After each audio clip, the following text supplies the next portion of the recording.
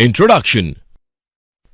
Hey kids, we have learned so many things about plant. Now we are going to learn mineral nutrients for growth and development and perform other essential activities for plant. A plant takes most of the nutrient required for metabolic and other activities from the soil. Soil provides the place for roots to fix and grow. It holds water in which the soil nutrients are changed into ions, which is the form that plant can use.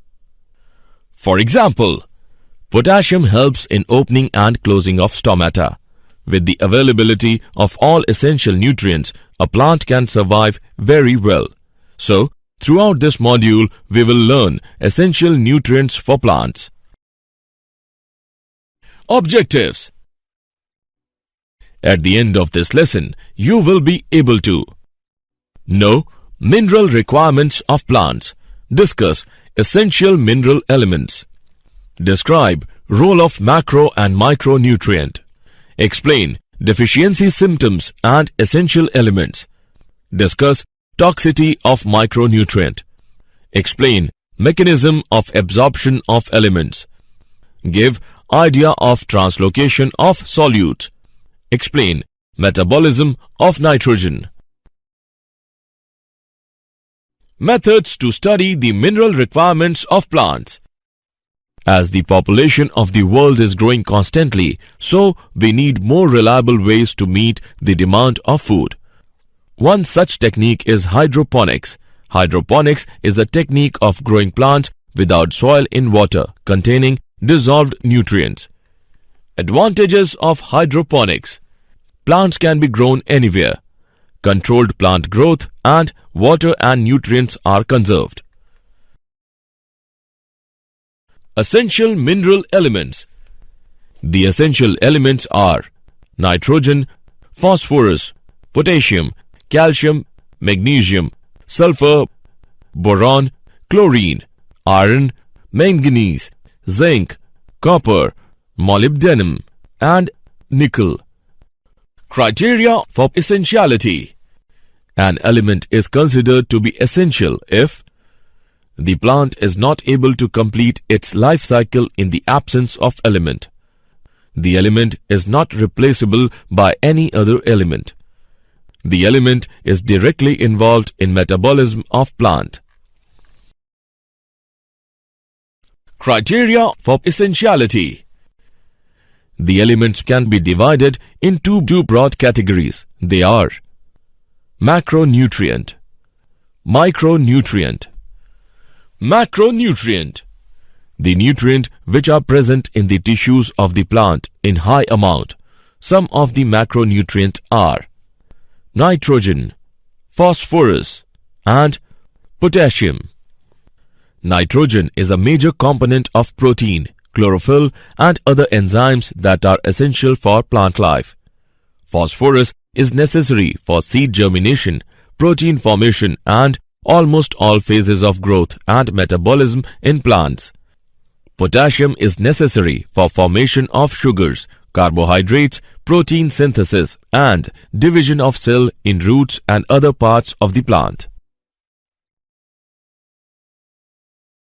Micronutrient.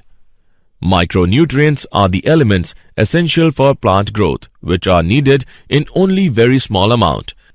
These elements are also called trace elements. The micronutrients are boron, copper, iron, chlorine, manganese, molybdenum, and zinc. Essential elements. Essential elements can be divided into four broad categories. Essential elements can be considered as component of biomolecule such as carbon, oxygen, hydrogen, and nitrogen. Essential elements can be considered as energy-related chemical compounds in plants, for example, magnesium in chlorophyll. Essential elements that act on enzymes, either activate them or inhibit them. For example, Zn2+ is an activator of alcohol dehydrogenase. Some essential elements change the osmotic potential of a cell. For example, Potassium plays a significant role in opening and closing of stomata. Role of macro and micronutrients. Nitrogen. This element is required in the highest amount and it is absorbed as ammonium ion, nitrate ion and nitrite ion.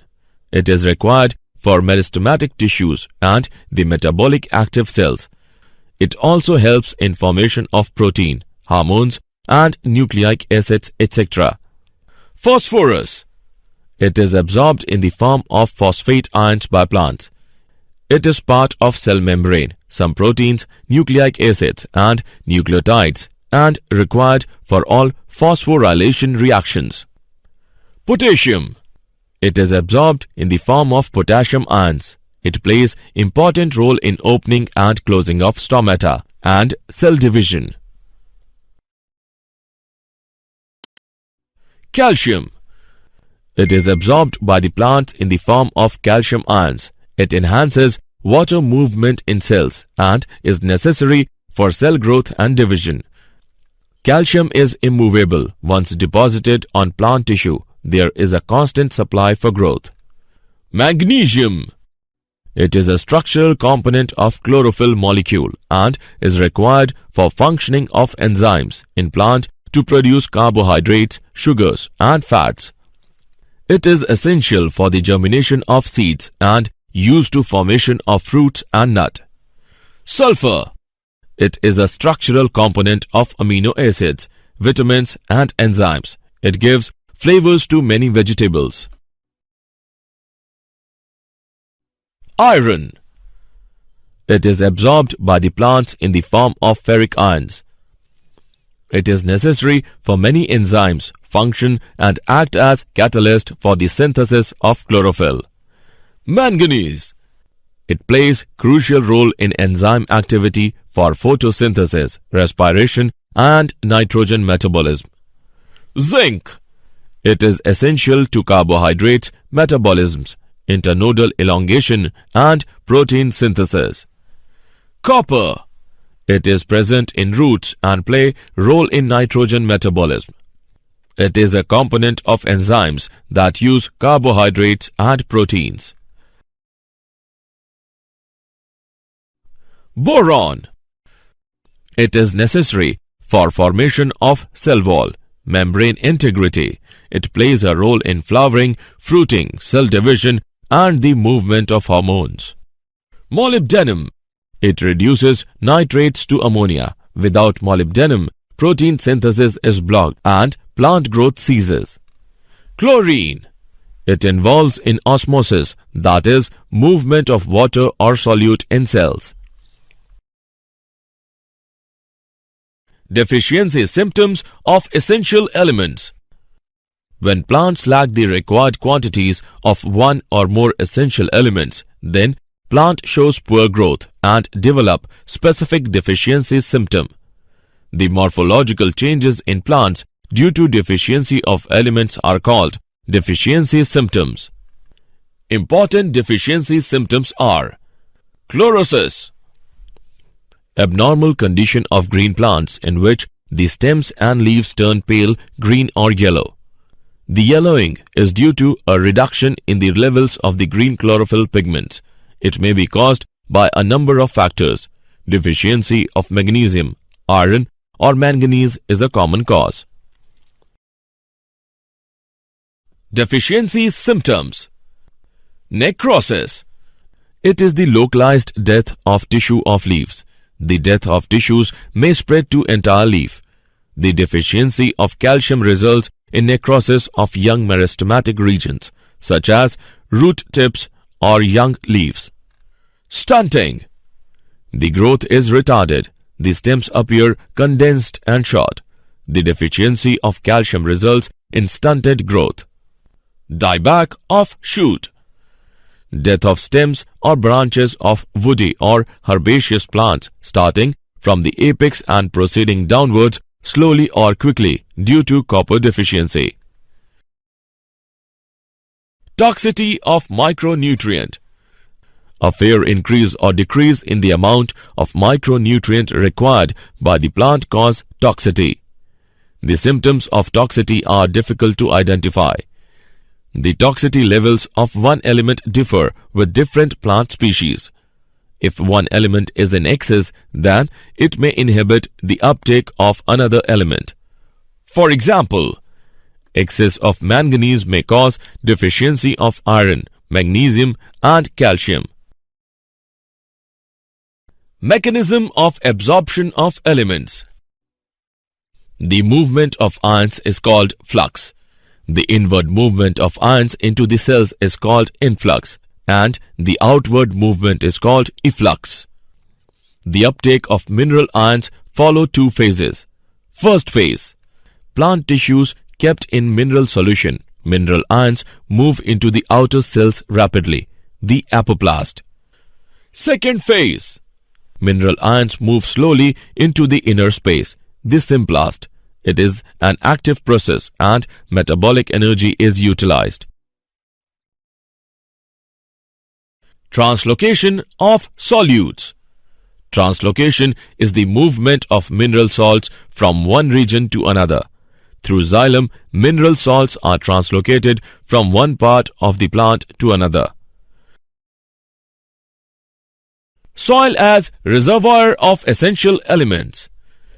The elements present in soil in several chemical forms. Elements can be dissolved in soil solution as ions. They may be bound in insoluble forms. As elements change their form in soil, so a dynamic equilibrium exists that shifts according to the soil conditions, including concentration of different ions, pH, and aeration of the soil. Soil also contains nitrogen-fixing bacteria, other useful microorganisms. It also holds water. Metabolism of nitrogen. Nitrogen cycle. All life on Earth requires nitrogen compounds, for example, proteins and nucleic acids. Nitrogen cycle involves the following steps: nitrogen fixation, ammonification, nitrification, denitrification. Nitrogen fixation. The process of conversion of nitrogen into ammonia or other nitrogen compounds is known as nitrogen fixation. Lightning and ultraviolet radiation provide energy to convert nitrogen into nitrogen oxides like N2O, NO, and NO2. Nitrogen cycle. Ammonification.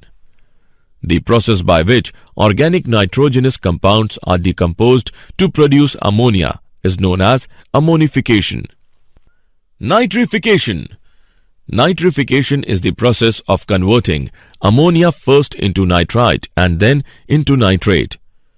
2NH3 plus 3O2 gives 2NO2 plus 2H plus 2H2O. 2NO2 plus O2 gives 2NO3. This process is carried out by soil bacteria that are chemoautotrophs. Ammonia is oxidized into nitrite by Nitrosomonas and Nitrococcus. Nitrite is oxidized to nitrate by Nitrobacter. The nitrates are absorbed by the plants and reduced to nitrites. Denitrification. It is the process of conversion of reduction of the nitrates into free nitrogen. It is carried out by the bacteria like Pseudomonas and Thiobacillus. Biological nitrogen fixation. Biological nitrogen fixation is the process in which atmospheric nitrogen is reduced to ammonia by living organisms in the presence of nitrogenase. The nitrogen-fixing bacteria may be free-living or symbiont. Free-living nitrogen fixers are Azotobacter, Bergeringia. Both are aerobics, whereas Rhodospirillum is anaerobic. Cyanobacteria such as Anabena and Nostoc are also free-living nitrogen fixers. Symbiotic biological nitrogen fixation. The classical example of symbiotic association is legume-bacteria relationship. Leguminous plants have root nodules in which the symbiotic bacteria Rhizobium fix atmospheric nitrogen into ammonia. The ammonia is subsequently available for many important biological molecules such as amino acids, proteins, vitamins and nucleic acids. Frankia is free-living bacteria in soil which can also fix atmospheric nitrogen. Nodule formation. When the root hair of a leguminous plant comes in contact with rhizobium, it becomes curled or deformed due to the chemicals secreted by the bacterium. The rhizobia enters into deformed root hair and proliferates within the root hair. The plant responds by forming an infection thread that grows inwards to deliver the bacteria to the tissues. The nodule establishes contact with the vascular tissues of the host for absorption of nutrients. The formation of root nodules and nitrogen fixation occurs under the control of genes of legumes and genes of bacteria. The reaction occurs is nitrogen plus 8 electron, 8 hydrogen ions plus 16 ATP gives 2NH3 plus hydrogen plus 16 ADP plus 16 Pi. Fate of ammonia. The ammonia formed by nitrogen fixation is used for the synthesis of amino acids. There are two processes by which amino acids are synthesized. Reductive amination. Ammonia reacts with alpha-ketoglutarate acid and forms glutamic acid. Transmination. In this process, the amino group is transferred from one amino acid to the keto group of a keto acid. Did you know? Plant roots are surrounded by thousands of bacteria and fungi living in the soil and on the root surface. Plants use their defense system to identify beneficial microorganisms. For example, when the plant detects a chitin molecule that is secreted by rhizobium, soil bacteria formation of root nodule occurs. Rhizobium bacteria are allowed to enter and colonize in the symbiotic organs and they produce nitrogen for the plant. Summary. Let us summarize what we have learned. Hydroponics is a technique of growing plants without soil in water containing dissolved nutrients. The two broad categories of element are macronutrient and micronutrient. The nutrients which are present in the tissues of the plant in high amount are called macronutrient. The elements needed in low amount are called micronutrient. Abnormal condition of green plants in which the stems and leaves turn pale, green or yellow is called chlorosis. The localized death of tissue of leaves is called necrosis. The retarded growth of the plant is termed as stunting. A fair increase or decrease in the amount of micronutrient required by the plant causes toxicity. Translocation is the movement of mineral salts from one region to another. Nitrogen cycle involves nitrogen fixation, ammonification, nitrification and denitrification.